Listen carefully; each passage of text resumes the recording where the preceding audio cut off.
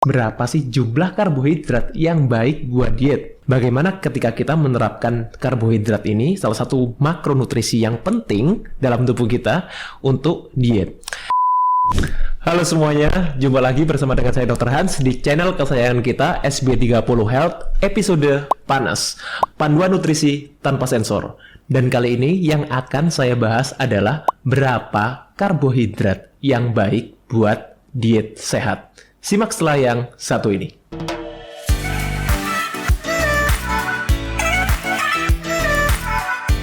Oke, jadi sebelum masuk ke materinya, saya akan intro dulu, saya perkenalkan dulu yang ada di meja ini, Healthy Cook. Jadi Healthy Cook ini adalah provider makanan sehat yang berdomisili di Surabaya. Jadi ada cateringnya, juga ada cemilan-cemilan sehatnya juga. Spesialisasinya Healthy Cook ini adalah personalized healthy catering. Maksudnya gimana? Bukan healthy catering yang biasa, tapi juga bisa menyesuaikan dengan kebutuhan tiap orang perorangan. Sesuai goalnya, sesuai kondisi kesehatannya, yang disesuaikan dengan kebutuhan masing-masing individu. Oke, sekarang kita akan masuk ke materinya. Oke, jadi saya melanjutkan topik dari karbohidrat yang sebelumnya saya bahas. Jadi topiknya kali ini saya bahas nutrisi, makronutrisi seputar karbohidrat. Ini adalah video yang kedua.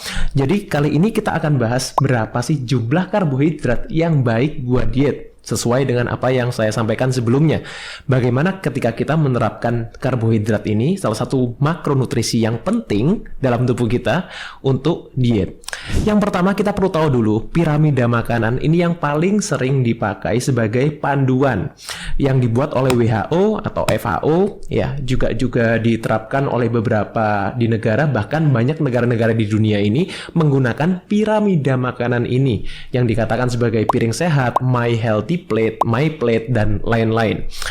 Jadi ini yang paling banyak komposisinya. Yang pertama adalah karbohidrat. Ini berada di bagian piramida paling bawah, di mana ini adalah bagian yang terbesar. Seberapa besar? Adalah 55-75% ini adalah karbohidrat. Meskipun ada beberapa yang memberikan ini adalah karbohidrat yang baik atau karbohidrat kompleks.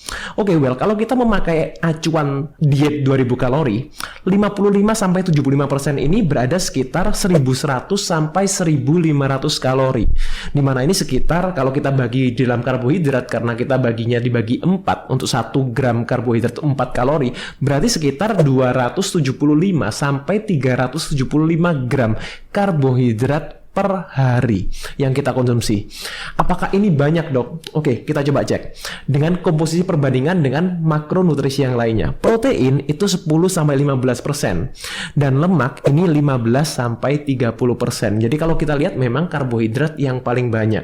Apakah memang kita perlu karbohidrat sebanyak itu untuk menjadi sehat? Oke, kita perlu tahu dulu, semua karbohidrat, baik itu karbohidrat kompleks, karbohidrat simple, yang kita kenal, karbohidrat kompleks ini katanya yang sehat, yang baik. Semuanya, baik simple maupun kompleks, semuanya akan diubah menjadi gula di dalam tubuh kita. Ya, jadi kalau kita makan nasi, makan kentang, makan roti, makan mie, makan biskuit, semuanya itu akan diubah menjadi gula. Meskipun awalnya tidak ada tambahan gulanya, tapi setelah dimetabolisme dalam tubuh kita akan diubah menjadi gula atau glukosa. Karena apa? Ingat yang saya bahas sebelumnya, glukosa adalah partikel atau molekul terkecil yang bisa diserap oleh tubuh kita.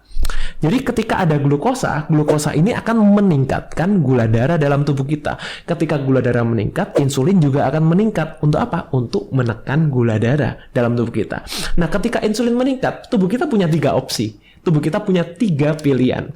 Yang pertama, ini akan dipakai menjadi energi, dimasukkan ke dalam sel kita, karena insulin ini yang berperan untuk membuka sel kita, untuk memasukkan nutrisi, untuk jadi energi, di mana energi yang kita keluarkan sehari-hari ketika kita mungkin dalam aktivitas yang normal atau tanpa aktivitas pun, tubuh kita tetap akan mengeluarkan energi. Untuk otak kita berpikir, jantung kita berdetak, juga usus kita melakukan gerak peristaltiknya, dan lain-lain, tubuh kita akan mengeluarkan energi ketika kita tidak ngapa-ngapain, itu sekitar 80-100 kalori per jam. Ya, itu menariknya. Tubuh kita juga akan bisa memiliki opsi yang lain ketika insulin meningkat, ya, ketika energinya sudah tidak dikeluarkan lagi karena kita mungkin dalam arti sudah maksimal mengeluarkan energi, akan disimpan menjadi glikogen. Glikogen seperti yang saya jelaskan sebelumnya ada batas maksimalnya. Tubuh kita menyimpan sebagai glikogen sekitar 1.500 kalori, di mana glikogen ini adalah cadangan gula. Biasanya disebut seperti itu, ya. Ketika glikogen sudah terpenuhi, sudah maksimal juga kapasitasnya, kuotanya udah habis, jadi apa? Jadi lemak tubuh, atau biasanya yang saya sebut trigliserid. Nah, lemak tubuh ini, karena seperti yang saya jelaskan sebelumnya, tubuh manusia ini mampu menyimpan lemak tubuh yang sangat banyak, bahkan sampai tak terhingga tergantung dari berat badannya, itu mulai dari 100.000 kalori sampai 1 juta kalori, tergantung dari berat badan orangnya. Semakin gemuk, simpanan lemaknya, kapasitas tubuh untuk menyimpan lemak akan semakin banyak. Berbeda dengan karbohidrat, tubuh manusia tidak bisa menyimpan karbohidrat sampai sekian banyaknya. Nah, tapi sekarang pertanyaannya, seberapa penting sih dok karbohidrat untuk tubuh kita? Katanya kan karbohidrat ini juga penting banget buat tubuh kita. Oke, well, pertama yang paling banyak mungkin digaungkan adalah untuk bahan bakar otak kita. Well, faktanya, sebetulnya bahan bakar otak kita itu tidak hanya menggunakan glukosa atau gula atau karbohidrat. Otak kita mampu menggunakan sumber bahan bakar yang lain berupa keton sebanyak 75%. Baru sisanya kita harus mendapatkan dari glukosa. Jadi harus makan glukosa dong, harus makan gula dong, harus makan karbohidrat. Oke, wait, tunggu dulu. Ya, nanti akan saya bahas setelah ini. Kemudian apa lagi yang penting selain otak?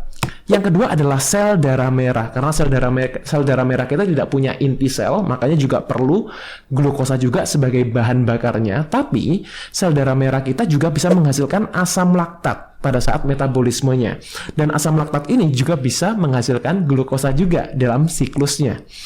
Kemudian banyak juga orang bilang, wah, karbohidrat ini kan sumber energi utama. Kalau nggak makan karbohidrat, kalau nggak makan gula, lemes, nggak bisa mikir.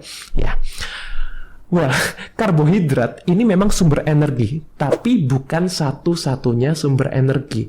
Juga tubuh kita juga tidak prefer atau tidak memprioritaskan, bukan bahan bakar yang paling efektif. Bahan bakar utama yang dipakai dalam tubuh kita memang karbohidrat, tapi bukan berarti karena ini yang paling efisien, bukan berarti ini yang paling efektif. Lalu kenapa kok ini dipakai yang pertama dalam tubuh kita? Karena gula darah yang terlalu tinggi dalam tubuh kita itu sifatnya toksik. Itu sebabnya tubuh kita memakai gula darah ini dulu sebelum bahan bakar yang lain, supaya tidak toksik dalam tubuh kita. Bahkan dalam otak kita, ketika kita punya gula darah yang tinggi, yang berlebihan, ini yang mempercepat degeneratif otak, yang menyebabkan sel-sel syaraf dalam otak kita juga bermasalah ketika gula darah kita tinggi. Itu sebabnya gula itu dipakai duluan supaya tidak toksik dalam tubuh. Tapi bukan berarti ini yang paling efektif atau yang paling efisien untuk bahan bakar. Ya. Nah, untuk mendapatkan sumber energi yang lain dari mana? Kalau bukan dari gula, bukan dari glukosa. Tubuh kita yang pertama bisa mendapatkannya dari protein atau asam amino. Kemudian dari asam laktat yang tadi saya bahas, ya, yang di sini. Kemudian juga dari gliserol. Gliserol ini dari mana, dok? Dari lemak. Jadi sebetulnya tubuh kita itu mampu menghasilkan sumber energi bukan dari glukosa atau karbohidrat. Namanya apa prosesnya? Namanya adalah gluconeogenesis. Pembentukan glukosa dari bahan baku yang bukan gula. Nah, itu adalah pengertian dari gluconeogenesis. Kita dapatkan dari mana aja? Ya dari yang tadi saya sebutkan itu, ya, bisa dari protein, dari asam laktat, juga dari gliserol. Menariknya, ada yang kita sebut sebagai asam lemak esensial, ya, asam linoleat, asam linolenik, ya, itu juga asam linolenat atau linoleat, ya. Kemudian ada yang namanya asam amino esensial. Tapi apa ada yang namanya karbohidrat esensial atau glukosa esensial? Kalau buat sobat sehat yang merasa, oh ada dok glukosa esensial atau karbohidrat esensial, boleh komen di sini. Ya mungkin saya yang kurang tahu, ya, jadi mungkin boleh diberitahu kalau ada yang menemukan di literatur, ada yang menyebutkan oh glukosa esensial atau karbohidrat esensial. Ya, karena setahu saya sampai sekarang belum ada, ya, yang namanya glukosa esensial atau karbohidrat esensial. Tapi bukan berarti ini tidak boleh dikonsumsi. Ya, jadi memang kalau kita bicara apakah harus ada di dalam diet kita, dalam pola makan kita, dalam piring kita, tidak harus. Tapi juga bukan berarti tidak boleh kita konsumsi atau kita makan karbohidrat. Tapi kita perlu tahu dulu tujuan kita konsumsi karbohidrat itu apa sih tujuannya? Tujuannya yang sebenarnya adalah bukan kita untuk mendapatkan sumber energi, karena sumber energi tadi yang seperti saya sebutkan bisa kita dapatkan dari sumber yang lain. Tujuan kita untuk konsumsi karbohidrat adalah untuk mendapatkan nutrisinya, terutama mikronutrisi seperti vitamin, mineral, juga serat. Ya, serat ini termasuk makro sebetulnya, ya, tapi kita juga bisa dapatkan dari karbohidrat. Dari mana sumbernya yang paling baik? Adalah dari sayuran. Nah, ini berkaitan nanti dengan piring makannya seperti apa. Ya. Kemudian apalagi yang kita bisa dapatkan dari karbohidrat ini? Untuk mendapatkan zat patinya, di mana ini zat pati ini ya bisa ada manfaatnya, tapi juga tidak terlalu bermanfaat juga, tergantung bagaimana pengolahannya. Dari mana sumber yang kita dapatkan. Zat pati ini disebut juga dengan starch biasanya. Ya. Kemudian gula. Nah, ini tujuan yang paling tidak mulia untuk kita mendapatkan karbohidrat. Juga karbohidrat olahan. Karena apa? Karena gula atau gula putih atau karbohidrat olahan ini adalah sumber karbohidrat yang paling tidak bernutrisi. Tidak memiliki nilai nutrisi yang baik. Ya, ibaratnya tidak ada gunanya dalam tubuh kita selain menambahkan rasa. Ya. Jadi gimana dok penerapan dietnya dalam arti kalau kita dalam pola makan kita sehari-hari?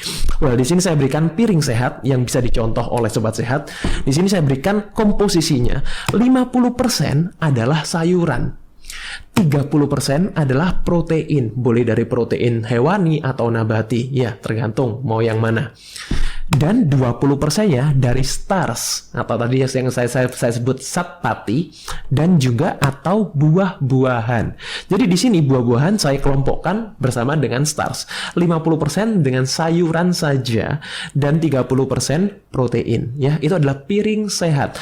Kalau orang tanya di mana karbohidratnya? Oh, jangan lupa sayuran juga karbohidrat. Ya, jadi kalau kita mendapatkan komposisi terbesarnya dari sayuran ini adalah komposisi karbohidrat yang baik yang kita konsumsi. Sedangkan sisanya 20% bolehlah kita dapatkan misalnya dari nasi, dari kentang, dari umbi-umbian atau juga dari buah-buahan. Ini juga boleh. Jadi ini penerapan yang baik. Supaya apa tujuannya? Supaya kita tidak meningkatkan gula darah yang berlebihan. Supaya kita tidak meningkatkan insulin yang berlebihan. Karena kalau insulin kita tingkatkan berlebihan, ini yang bisa menyebabkan banyak masalah-masalah seperti resistensi insulin, kemudian penyakit metabolik yang sekarang menjadi banyak sekali dasar dari penyakit-penyakit yang sekarang banyak terjadi di masyarakat kita.